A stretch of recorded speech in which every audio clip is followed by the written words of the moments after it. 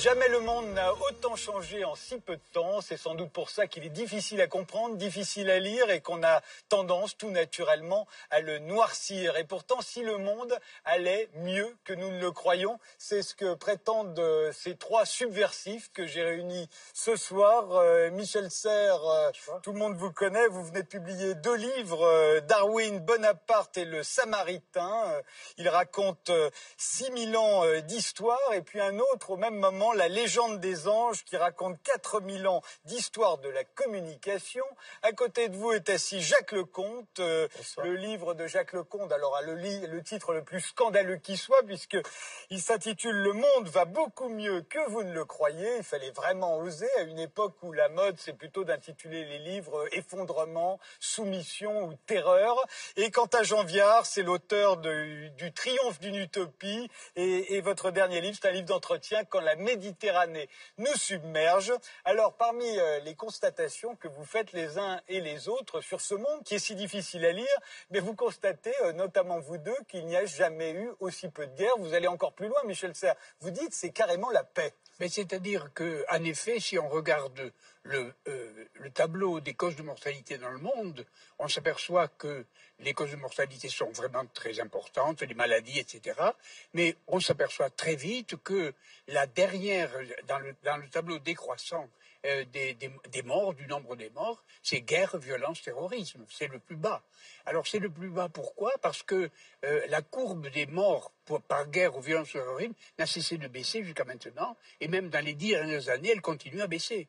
Donc, si vous voulez, nous sommes beaucoup plus en paix que nous le croyons, oui, bien entendu. Ce que vous dites aussi, Jacques Lecomte, il y a même un graphique dans votre livre qu'on va voir apparaître. Une des raisons que vous soulignez, c'est la fin des guerres internationales. Il n'y a plus de guerre symétrique. Voilà, où il y avait 2 armées qui se tiraient dessus. Aujourd'hui, donc, les conflits sont de moindre importance, durent moins longtemps et font moins de morts. Oui, c'est ça. C'est-à-dire qu'effectivement, la guerre, habituellement, quand on emploie ce mot, on pense à des États qui se font la guerre. Et ça se mesure pas en milliers de morts, mais en centaines de milliers de morts, en millions. Et on a bien sûr comme référence les 2 guerres mondiales, par exemple. Et aujourd'hui, elles ont quasiment disparu de la planète. Pas complètement. On a encore un peu l'Inde et le Pakistan, la Russie, l'Ukraine, mais presque. Et elles sont remplacées par des guerres civiles. Et oui, c'est quasiment des guerres civiles en fait. Ouais. Et elles sont remplacées par des guerres civiles. Et les guerres civiles qui touchent un État à la fois, eh bien, en fait, elles sont bien moins meurtrières. Bien sûr que toute guerre est un drame. Tout mort par guerre, c'est un drame. On ne va pas le nier. Mais au point de vue quantité de morts, c'est bien moindre qu'auparavant. C'est-à-dire il y a un intervalle, si vous voulez, de 60 ans, 70 ans, qui est un intervalle de paix à peu près. Oui. Or, cet intervalle n'est jamais arrivé depuis peut-être la guerre de Troie. Et depuis 17 ans, c'est bien moindre que ce qu'il y avait encore à la fin du XXe siècle. Oui, parce que effectivement, si on compare avec les guerres mondiales, bien sûr que c'est beaucoup moins. Mais même après les guerres mondiales, c'est-à-dire même si on compare la situation actuelle avec la situation des années 50, eh bien, il y a beaucoup moins de morts. Alors, il y a le terrorisme qui nous induit en erreur, parce que le terrorisme se produisant chez nous aujourd'hui, évidemment, on a une impression de violence. C'est vrai, en effet, mais il ne faut pas oublier que les attentats ont été à peu près constants dans la totalité de l'histoire, bien entendu. Quand vous lisez la vie de George Sand qu'elle écrit elle-même, elle est à Paris, il y a des attentats à peu près régulièrement, vous voyez, et qui font beaucoup plus de morts qu'aujourd'hui, bien sûr. Alors ça ne veut pas dire qu'on n'ait pas de cœur, Jacques Lecomte et moi, c'est-à-dire on a tout à fait pitié des victimes et des parents des victimes, bien entendu.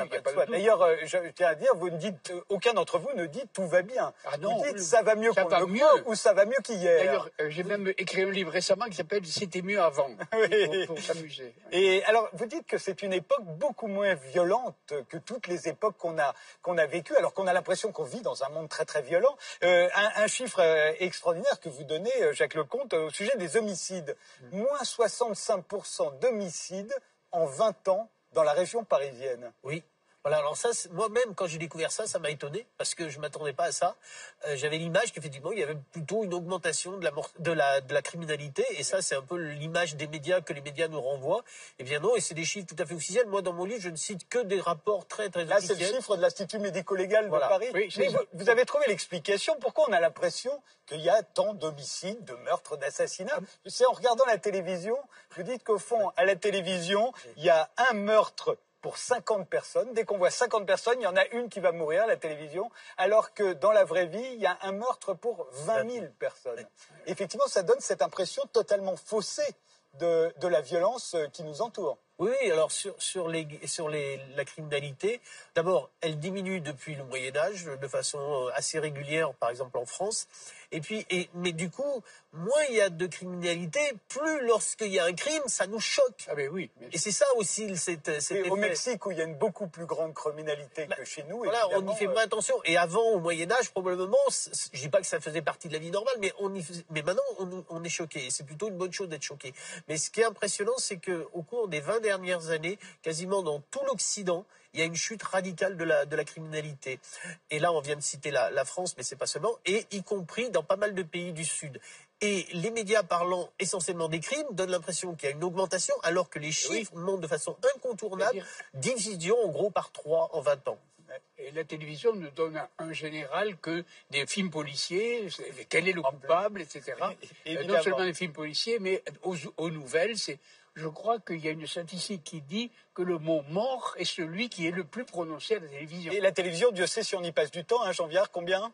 On passe en moyenne 100 000 heures. 100 000 heures dans 700 000 heures. On vit 700 000 heures et on passe 100 000 heures devant la télévision. Tout à fait. Mais c'est pour ça, pour la suite d'avant, on vivait 500 000 heures, disons, au milieu du siècle précédent. En fait, l'augmentation de l'espérance de vie est absolument gigantesque. Moi, j'aime bien la dire en heures parce qu'on ne voit pas l'âge. Oui, je vois la quantité. Hein. Et c'est vrai qu'il y a énormément. Mais ce qui est vrai, que ce qu'on dit là, c'est qu'effectivement, on a calculé que l'espérance de vie comptée en heures correspondait exactement au nombre d'heures regardées à la télévision. Oui, c'est-à-dire, on a gagné tout ça pour voir la télé. Pour voir la télé. Et voir des morts à la télé. Oui, mais ça veut dire que la télé ne prend pas sur le lien social, mais sur le cimetière. C'est quand même très différent. Exactement. On y reviendra à ce gain de longévité. Mais d'abord, alors là, à l'échelle de la planète, il y a des chiffres absolument étonnants qui vont à l'encontre de la plupart des choses qu'on nous dit. La pauvreté a reculé, la faim a reculé, l'analphabétisme a reculé, les maladies ont reculé comme jamais auparavant, Jacques Lecomte. Pour la faim, la pauvreté d'abord. La pauvreté, c'est c'est plus d'1 milliard de personnes qui sont sorties de la misère en 20 ans, 25 ans. La faim, ça va ensemble, hein, c'est 2 milliards de personnes. Les maladies, par exemple, la mortalité maternelle et infantile en 20 ans, divisée par 2 dans le monde. Et nous, on a un regard très franco-français sur le monde, en fait.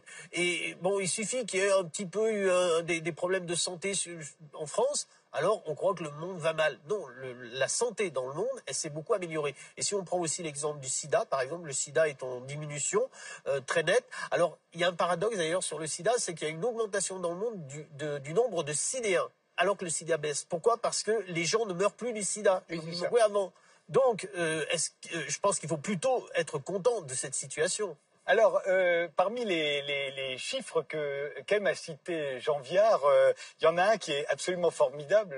Vous avez calculé qu'on ne passe plus que 10% de notre vie à travailler. Là, on parle des salariés et on parle d'un pays comme la France, évidemment. Hein. C'est le temps moyen en Europe, hein, puisqu'en moyenne, pour avoir droit à la retraite, il faut avoir travaillé 67 000 heures, hein, 42 ans à 35 heures à peu près, alors qu'on vit à peu près 700 000 heures.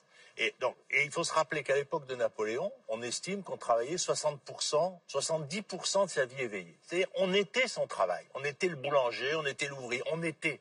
Nous, non. Nous, on peut avoir un métier, puis à côté, on a une passion, on a une religion. Et... Ah oui, on a 90% du temps. Alors, il nous reste un peu de temps pour dormir quand même. Cette société se structure d'abord par le non-travail. Ce qui n'est pas rejeter le travail. Moi, je suis un acteur du travail, j'adore le travail, etc. Mais dans nos vies, dans nos rapports sociaux, dans nos liens, en plus, comme on n'habite plus à côté de son travail, puisqu'on fait 45 km par jour, ça veut dire que l'ouvrier n'habite plus à Billancourt, etc. Donc, du coup, on mène des vies complètement différentes. Et c'est pour ça qu'on a un tel sentiment de liberté, si vous voulez. On mène des vies extrêmement en discontinu, parce qu'on change, vous savez, on change tous les 10 ans, en gros, tous les 10% des Français déménagent tous les ans, etc. On mène des vies très discontinues, on a un immense sentiment de liberté, donc au fond on a un bonheur individuel, mais on a une énorme angoisse commune, c'est-à-dire c'est quoi le destin de la France, c'est quoi le destin du monde. Ce qu'on n'a pas, c'est le récit politique du changement. Et voilà. Il y a des chiffres absolument étonnants. Vous dites on dort 3 heures de moins qu'il y a un siècle. On a gagné 3 heures. Mais nos vies n'ont plus rien à voir. Pourquoi? À cause de la lumière et de la télévision.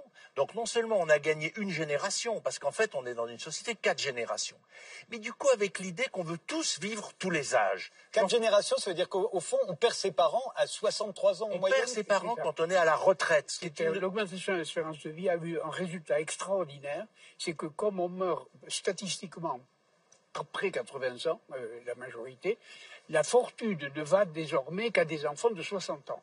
Donc le patrimoine général de la France est de plus en plus bloqué chez les vieux. Chez les vieux. Et du coup, ça c'est dit sans offense. Hein. L'augmentation de l'espérance de vie. Du coup, il n'est pas investi dans l'économie. Parce que du coup, on hérite quand on est à la retraite. Donc on va acheter une résidence secondaire, un camping-car, on améliore son confort. Alors qu'on aurait hérité à 40 ans comme les générations d'avant, il y en a qui auraient créé des entreprises. Regardez un jeune agriculteur aujourd'hui. Il va travailler avec son père. Quand est-ce qu'il va hériter de la ferme? Quand il arrêtera de travailler? C'est pas possible. Oui, évidemment, ça pose des tas de problèmes, effectivement, mais au départ, ce sont plutôt des bonnes nouvelles. Et alors justement, quand vous disiez, c'est le temps libre qui structure notre société aujourd'hui, alors que c'était le travail autrefois, les conséquences, c'est évidemment le temps qu'on passe à faire du shopping, par exemple. Ça nous paraît un truc assez nouveau. Qu'est-ce que c'est que tous ces gens qui font du shopping, y compris le dimanche? Mais c'est lié à ça. Mais bien sûr, parce qu'on a énormément de temps. Moi, je dis souvent, pour faire image, la ville aujourd'hui, c'est le Club Med plus le Haussmann au même endroit, quoi. Il faut des zones piétonnes, de la culture, etc. Et c'est le lien qu'on construit. Il est d'abord là. Aujourd'hui, on est 3 milliards à être sur Internet, à peu près. Presque 4. Presque 4. 3 milliards 800 millions. Voilà, ça c'est le... Et cette année, il y aura 7 milliards de gens qui auront un téléphone portable. Ouais. Il faut se représenter ça. Si vous voulez, c'est-à-dire qu'on est individué et lié. Et c'est pour ça qu'il y a un chiffre, moi, qui me passionne. C'est ce que vous venez de dire sur Internet. Et à l'autre bout, il y a 65% des enfants qui naissent hors mariage des premiers-nés. C'est-à-dire, d'un côté, on sort des institutions, les premiers-nés. 57% de l'ensemble des enfants. Ça, c'est normal pour la raison suivante. C'est-à-dire, l'augmentation de l'espérance de vie fait que lorsque on se mariait, disons, au XIXe siècle, on se jurait fidélité pour 3, 5, 8 ans. Vous voyez, pas plus. Bien sûr. Aujourd'hui, lorsque Petite Poussette se marie avec Petit Poussé, ils doivent se jurer fidélité pour 65 ans. Mais c'est plus le même mariage. Par conséquent, les enfants vivent, vous voyez. Oui. Et ça, c'est la médecine qui a fait ça. Et donc, qu'est-ce que vous en concluez, vous, Jean Viard, de ces naissances hors mariage? Mais ça veut dire qu'on sort des institutions. C'est-à-dire que quelque part, c'est chacun des gens qui nous écoutent. On dit toujours c'est la faute à Hollande, au capitalisme, etc. Je dis, dans nos vies, vous avez changé votre façon de vivre. Chacun d'entre vous, puisque 57% des bébés français naissent en mariage. C'est pas...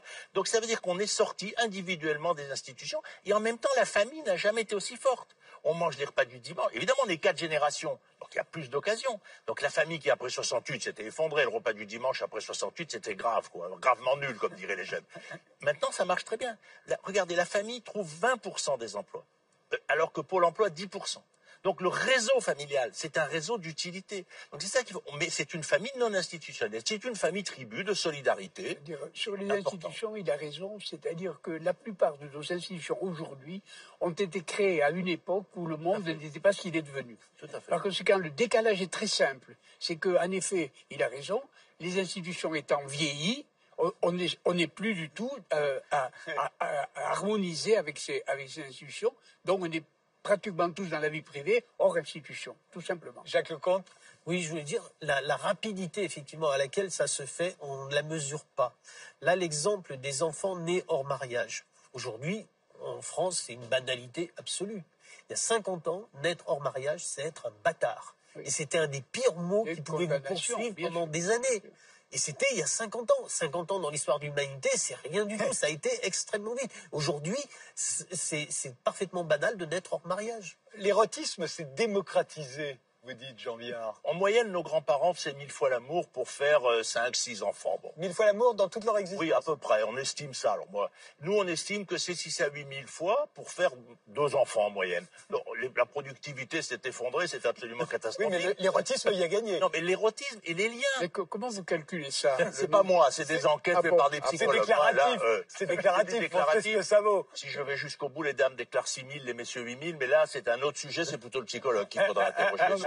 Ou le mathématicien. Comment 6 000 femmes peuvent faire l'amour avec 8 000 hommes? Mais réciproquement, c'est très difficile. Mais Enfin bon, le psychologue, voilà. il a des... Non, mais si vous voulez, c'est une société de la relation privée. On peut le dire, c'est une société de l'affection, du lien privé très fort. D'ailleurs, c'est pour ça que les 7 millions de personnes qui sont toutes seules en France sont d'autant plus malheureuses, je dirais, parce que la norme, c'est d'avoir des amours, des parents, des enfants, des amis, etc., des enfants. Plus qu'on en a jamais eu, encore une fois. Comme sur les meurtres. Celui qui n'est pas dans cette norme-là, il est d'autant plus visible et désespéré. Les 1 500 000 femmes seules qui n'ont pas de relation sentimentale et qui élèvent 2 millions d'enfants, c'est le cœur de la pauvreté de cette société. Elles ont tout raté, si on peut dire. Elles sont plus en couple, elles n'ont pas d'argent. Leurs enfants, il n'y a pas de papa souvent, elles n'ont pas le temps de s'en occuper. Et après, on se demande pourquoi nos quartiers partent en bibrine. Mais le cœur de nos quartiers, c'est d'abord ça, c'est cette misère sentimentale qui entraîne tout le reste. Donc, cette société... C'est pour ça qu'en effet, il y a une petite différence, peut-être une grande différence, entre le monde que nous décrivons tous les trois, c'est-à-dire qu'un monde qui, au point de vue de l'art, au point de vue, si vous voulez, avec beaucoup de recul, s'est beaucoup amélioré, et l'expérience individuelle de certains qui sont effectivement en dehors de cette société. La perception qu'on peut en avoir et certains qui doivent en ce moment vous écouter et dire « mais ils sont fous, de quoi nous parle-t-il » Voilà, parce que précisément eux-mêmes souffrent de telle et telle chose, alors que le monde, globalement, a changé. Il y a une différence entre l'analyse globale et l'analyse... Les vacances, pour vous, c'est très important, Jean Viard, justement, parce que aujourd'hui, il y a plus de gens qui partent en France que... Hier, la majorité ne partait pas. Aujourd'hui, la majorité part en vacances. C'est-à-dire que la majorité des gens connaissent la mer, connaissent Paris, connaissent l'étranger. Et donc, c'est tous ces apprentissages qu'on a. Moi, je sais que dans ma famille, la mer, on l'a découvert, j'allais dire, en reculant en 39. Enfin, avant, la mer, on l'avait jamais vue. Donc, on se rend pas compte de ça. C'est la génération d'avant. Jacques Lecomte, vous insistez évidemment sur le fait que la démocratie a progressé dans le monde. Hein. Oui. Ça aussi, on a l'impression qu'on vit dans un monde de moins en moins progressiste, de moins en moins démocratique. C'est l'inverse. Oui. Si vous prenez il y a 2 siècles, il n'y avait pratiquement pas de démocratie. Il y a très peu. Et aujourd'hui, les démocraties représentent plus de la moitié des pays dans le monde. Voilà. Et ça continue à augmenter. Alors bien sûr, le mot démocratie peut avoir des sens très différents. Voilà. Donc il y a des pays qui sont plus ou moins démocratiques. Mais la démocratie a augmenté. Et ce qui est intéressant, c'est que en fait, le nombre n'augmente pas de façon linéaire. C'est-à-dire que ça augmente. Il y a des période de poussée, par exemple, l'exemple typique, ça a été après la chute du mur de Berlin. Hein. Beaucoup de pays de l'Est sont passés à la démocratie. Et puis après, il y a des périodes de stabilisation, voire un peu de recul. Et après, il y a des repoussées. Actuellement, on est dans une phase effectivement plutôt de stabilisation, voire un petit peu de diminution. Il y a je prends un exemple qui est assez typique, c'est la Turquie, hein, qui était vraiment un pays démocratique, et on sent bien des tendances plus autoritaires aujourd'hui depuis quelques années. Mais il faut voir ça dans le temps. C'est-à-dire que cette période-là ne nous dit rien sur ce qui va se passer. Peut-être qu'on aura à nouveau une poussée démocratique. Et de même, vous insistez sur le fait que l'augmentation de la population, qui est liée à tout ce qu'on a dit, hein, la baisse des guerres, la baisse de la mortalité infantile, la baisse des famines, la baisse des maladies, tout ça fait que la population a considérablement augmenté, évidemment, et que tout ce qu'on nous avait prédit, annoncé, tout ce qu'on redoutait, toutes les catastrophes qui devaient être inhérentes à cette explosion démographique, vous dites qu'elles n'ont pas eu lieu. Lorsque je suis né, cher ami, évidemment, vous me direz c'est au néolithique, mais enfin bon, lorsque je suis né, il y avait moins de 2 milliards de personnes sur la Terre. Aujourd'hui, je suis encore en vie, et il y a pas tout à fait 8 milliards. Est-ce que vous connaissez une vie humaine au cours de laquelle la démographie mondiale s'est multipliée 2 fois par 2, 2 fois 2, 4 fois 2, 8. Vous voyez ce que je veux dire? Et c'est ma vie. Alors, tout ce que vous décrivez là, je l'ai connu. J'ai connu ces sociétés et cet état de vie difficile, avec des maladies, etc. Et je suis passé d'un monde à l'autre. Et c'est ça qui m'a rendu optimiste, si vous voulez, d'une certaine manière, parce que effectivement, avoir connu la guerre et tous les matins quand je me rase, je me dis nous sommes en paix. Voilà. Voilà, parce que effectivement. Mais c'est vrai qu'il n'y a eu aucune des catastrophes qu'on nous prédisait. Il n'y a pas eu d'émeutes de la faim. Il n'y a pas eu tout à coup les gens ne se sont pas mis à se tirer dessus parce qu'ils étaient en surpopulation, comme on l'a vu dans quantité de films de science-fiction. Absolument. Dans les années 70, il y a eu, parce qu'on était vraiment une période de pleine expansion démographique dans le monde, et il y a eu des livres catastrophistes, en particulier un qui s'appelle La bombe P, la bombe population, et dans lequel des auteurs nous annonçaient mais les pires catastrophes, les famines à très très grande échelle, des guerres du Sud contre le Nord, et ça n'a pas eu lieu. Et ça n'a pas eu lieu parce qu'il y a eu la Révolution verte. Alors, la Révolution verte avec des lumines, parce qu'il y a beaucoup de pesticides. Voilà. La paysannerie. La paysannerie, qui est le grand sujet de Michel. Voilà. Et en fait, il y a eu une amélioration des conditions de vie dans le monde et de la production alimentaire qui a fait qu'il n'y a pas eu ces catastrophes. Oui, mais en même temps, il y a ce qu'on appelle la crise de l'environnement. Et là, en revanche, on a de quoi s'inquiéter, a priori. On se dit que là, ça va plutôt pas mal, même si vous montrez qu'il y a aussi des choses qui ne sont pas aussi terribles qu'on pourrait le croire. Là, il y a de quoi s'inquiéter quand même, Jean-Pierre. Oui, mais deux choses. D'abord, par rapport à ce qui vient d'être dit, si les choses se sont améliorées, c'est parce qu'on a fait des politiques pour le faire.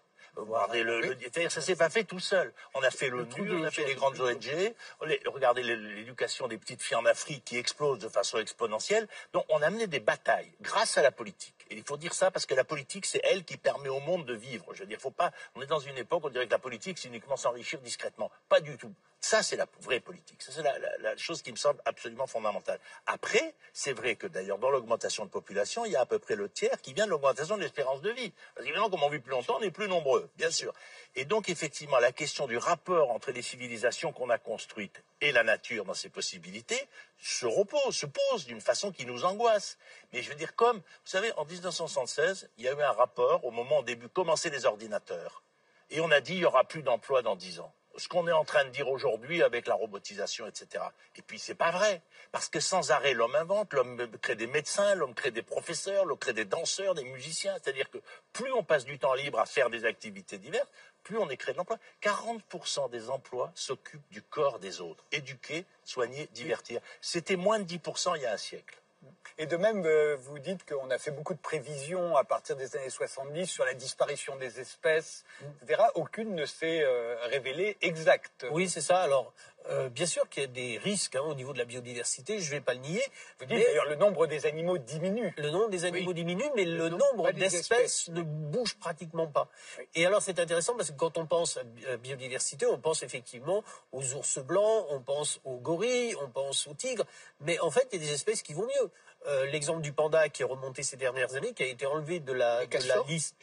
Les castors qui sont les baleines à bosse. Les baleines, en France, les cigognes qui étaient quasiment disparues il y a 20 ans, qui aujourd'hui sont en pleine expansion dans plein de les aigles royaux aussi. Voilà, les aigles. Mais je voudrais revenir justement par rapport à ça, et de façon générale sur ce que Jean-Pierre a dit, c'est que moi j'ai inventé un mot qui s'appelle l'optiréalisme. Alors l'optiréalisme, c'est le mélange d'optimisme et de réalisme. Mais cet optimisme que je défends, c'est pas un optimisme de l'attente béate.